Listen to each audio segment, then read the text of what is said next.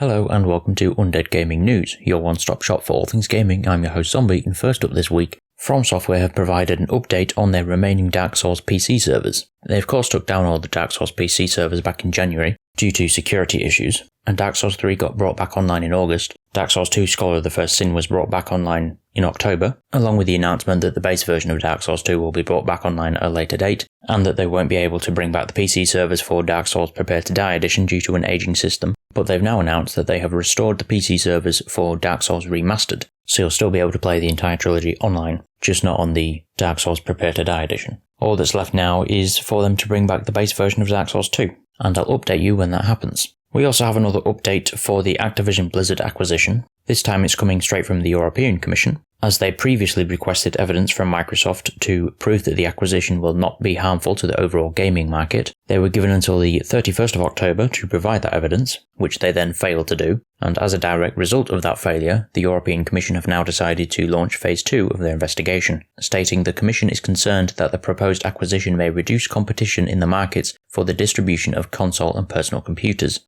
video games, and for PC operating systems. In particular, the Commission is concerned that by acquiring Activision Blizzard, Microsoft may foreclose access to Activision Blizzard's console and PC video games, especially to high-profile and highly successful games, such as Call of Duty. The preliminary investigation suggests that Microsoft may have the ability, as well as the potential economic incentive, to engage in foreclosure strategies with regards to Microsoft's rival distributors of console video games, such as preventing these companies from distributing Activision Blizzard's video games on consoles or degrading the terms and conditions for their use of or access to these games. When it comes to multi-game subscription services and or cloud game streaming services in particular, the Commission is concerned that by acquiring Activision Blizzard, Microsoft may foreclose access, to the detriment of its rival distributors of console and PC games that offer such services, to its own PC and console games, which are key for the provision of the nascent services of multi-game subscription and cloud game streaming. Such foreclosure strategies could reduce competition in the markets for the distribution of console and PC games, leading to higher prices, lower quality, and less innovation for console game distributors, which may in turn be passed on to the consumers. Finally, at this stage of the investigation, the Commission has concerns that the proposed acquisition may reduce competition on the market for PC operating systems.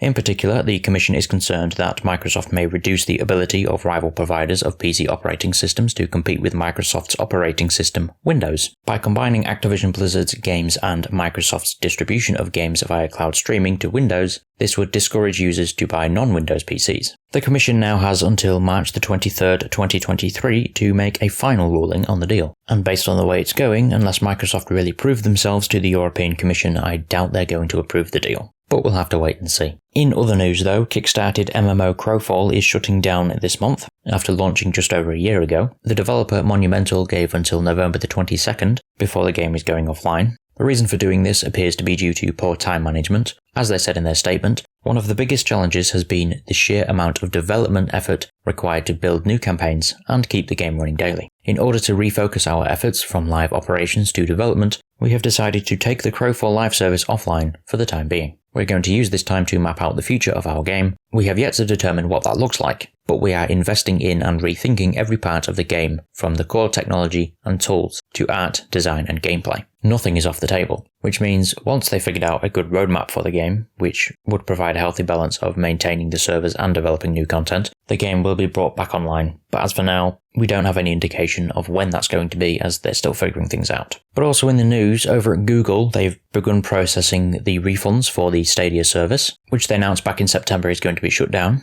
Refunds are being processed by an automated system, and users who purchased games and add-on content will get their money back soon. In a statement, Google asked fans to be patient in this process and urged people to not contact Google customer support because they're unable to expedite the refund process. The majority of refunds are expected to be processed by the 18th of January 2023, which is also the day that the Stadia servers go offline. Refunds are being applied to the same form of payment that was used to make the original purchase, and if there is any processing issues, Google will reach out by email with details on what the next steps are. Google is not going to be refunding the Stadia Pro subscription fees that were issued prior to September the 29th, 2022 though, and people who have had an active Stadia Pro membership as of the 29th of September will not be charged to access their library or any other subscription benefits until the service shuts down in January. The Stadia store is already closed, so it would seem that if you had an active Stadia Pro membership from the 29th of September onwards, then you're basically getting a free membership until the service shuts down, because you otherwise would have had to pay monthly, which you won't be able to because it's shutting down, which makes sense. However, in other news, Fortnite Battle Pass designer Anders Howard has joined Naughty Dog to take a lead role in designing monetization strategies for the company in preparation for the launch of The Last of Us multiplayer game.